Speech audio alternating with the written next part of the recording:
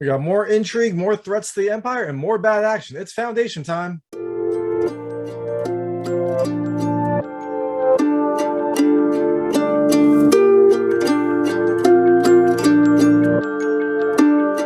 Hey everyone, this is David Stark from Watcher Pass, and it's Friday Foundation Day. So that means I can talk about Foundation Season 1, Episode 7, Mysteries and Martyrs, coming to Apple TV Plus on October 29th, 2021, today, because it releases on the embargo, so it's today. This is a 49-minute episode. It continues the story of Foundation, and if you've been watching my other videos, I've been getting annoyed that it feels like this entire season is a season of buildup, and this episode is no different. There are some interesting reveals. There are some big revelations.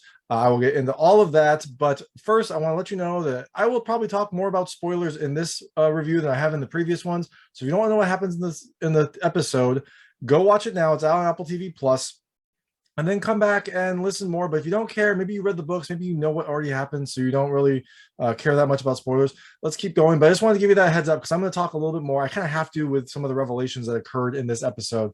So in Season 1, Episode 7, it's more setup, more build-up. You get some more revelations about the different factions that appear to be vying for the Empire, or at least against the Empire. You get some more division within the Empire itself, and you get a return of some of our favorite character, Gale. Gale's back for a scene on this ship, this I guess ghost ship that she is on, that she was not banished to, but that she has been in cryosleep for. So there's a lot going on. It is still a slow episode.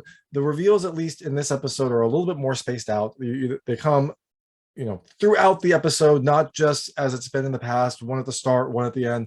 This is a little bit more spaced out through, but it is still a slow episode. There were some parts, especially at the very beginning, when I was looking at my watch. So let's start with the things I really liked. The first is setting up some more conflict.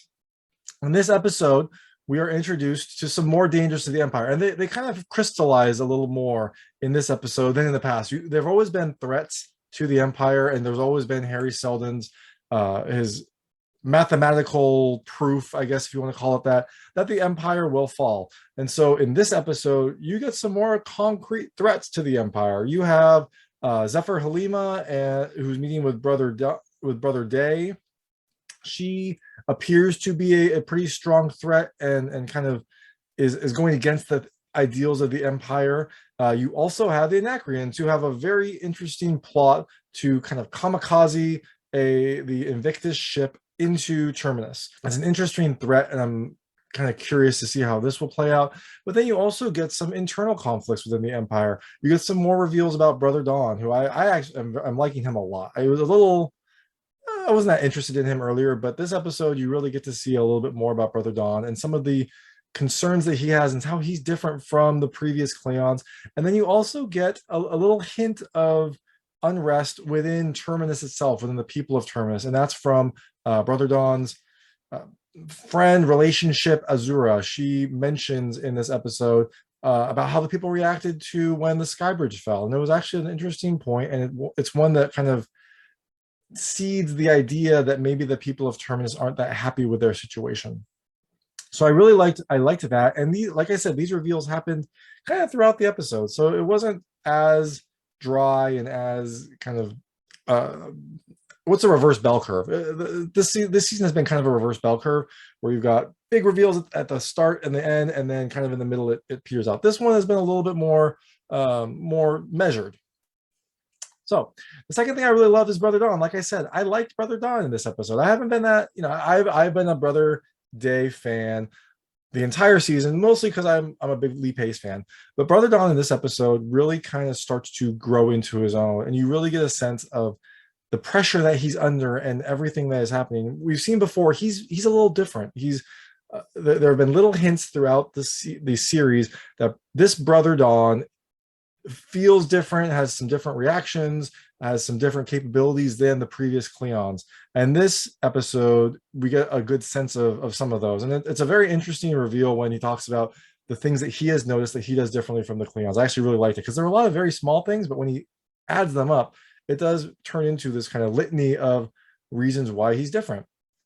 But we also get to see some of the potential consequences of that, which I really thought was interesting. How the Empire has these, I guess, hot swap spare Cleons ready to go in case one gets hurt or one gets incapacitated. They can just swap in another Cleon that has been learning from the current Cleon, throughout its life. So it's almost like a growing clone that they can just swap out if they need to. I thought that was actually a very interesting reveal, and it made it, it gives the plight of Brother Dawn some credence, because you always think, okay, well, so he's different, but what are they going to do? Well, now we know they can just disappear him. And I also really liked how the relationship between Brother Dawn and Azura could set up some very interesting things in the future.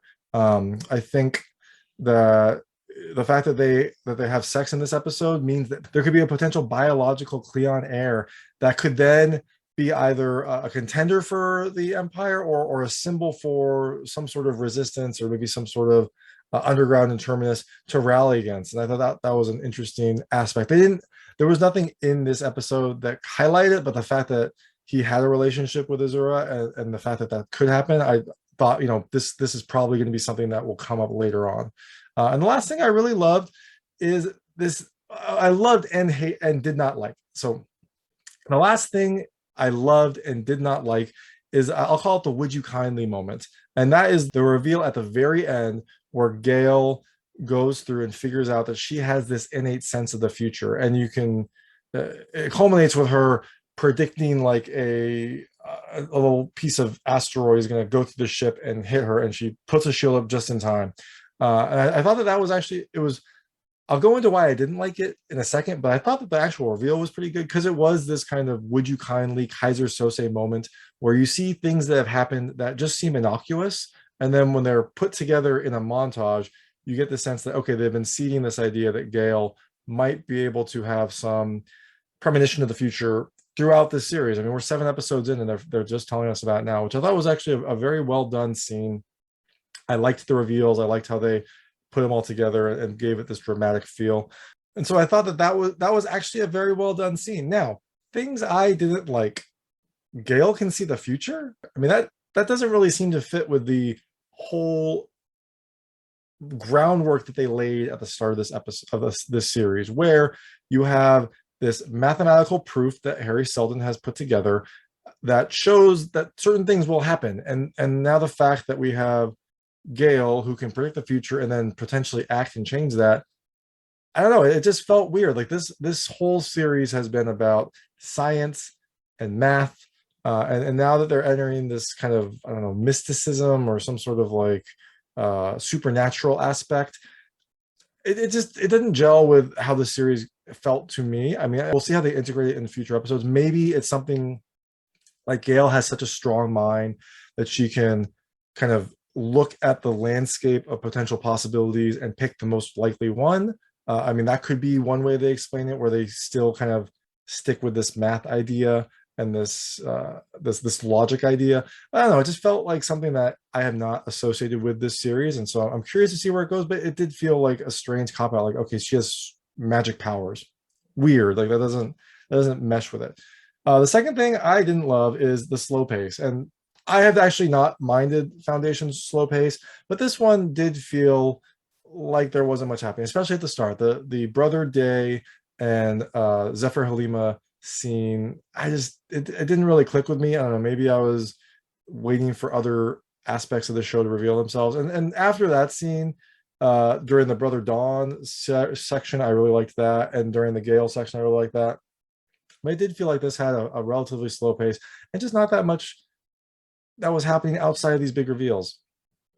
And the last thing I did not love is the action. And look, spoilers, this is not an action series. The people in the comments, thankfully, you pointed this out to me, that the books themselves are a lot more intrigue. There's not much action in them. And so it feels like it seems like maybe the action was bolted on to make it into a TV series. And so the action in general, I have not liked. And in this episode, it was no different. The action in this episode was when the Anacreons and Salvor and a few of the other Foundation individuals boarded the Invictus, which is this Empire ship, this kind of crown jewel of the Empire. And they had they had like some defenses on the Invictus that didn't really seem to make sense. Like they started firing before anyone even scanned in. So that doesn't seem like a very good ship defense if they're just going to shoot before you have any sort of authorization. Like ideally in any sort of I don't know, logical type of situation, they would have the guns trained on the door, and the person would scan, and if they're allowed, great, go in. If they're not, the guns are already trained. But they had these kind of mechanized sensing guns that were horribly inaccurate, given that they're, they can adjust presumably quickly and they fire automatically. You would think that they would be able to hit the random people that were now hiding behind small shards of metal.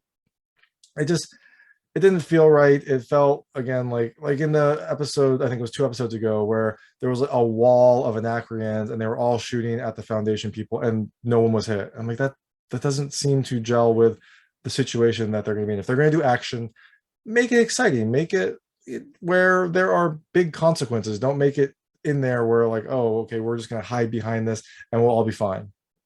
And then there was a hand-to-hand combat fighting scene a little bit later during the Invictus exploration that also just didn't feel good. Like, hand-to-hand combat is not this series' strong point. I don't love that they keep going back to it because it just feels choreographed and not that interesting. I mean, this was okay. It wasn't great. It wasn't terrible. It wasn't something that I felt like this series is strong at, and so it just kind of sticks out. So those are the things I liked, the things I didn't like. I mean, overall, look, it's Foundation. I'm 7 episodes in. We're all 7 episodes in at this point. I'm going to keep watching it. I'm curious. I love Salvor. I love Gale. I love the intrigue in the Empire. So there's a lot that I really do like about this series. I'm just worried that 3 episodes left. I don't know if it's going to end this season well, or if it's going to end in kind of the roller coaster we have, where you're going to have this big cliffhanger right at the end, and then they're like, great, now wait till season 2. But hey, we'll find out together. That's Foundation Season 1, Episode 7, Mysteries and Martyrs, coming to Apple TV Plus on October 29th, 2021 now. So you can check it out then. And thanks so much for watching. If you liked this review, please like and subscribe to this channel. It helps me out a lot. Make sure all my new content goes straight to you. And check out my other content. I've got other reviews. I've got reviews of all the other Foundation episodes and a lot of other movies and some other TV series. I've got interviews with various people. I've got unboxing videos, and then I've got a weekly movie recommendation. So thanks so much for watching. Check it all out. Thank you.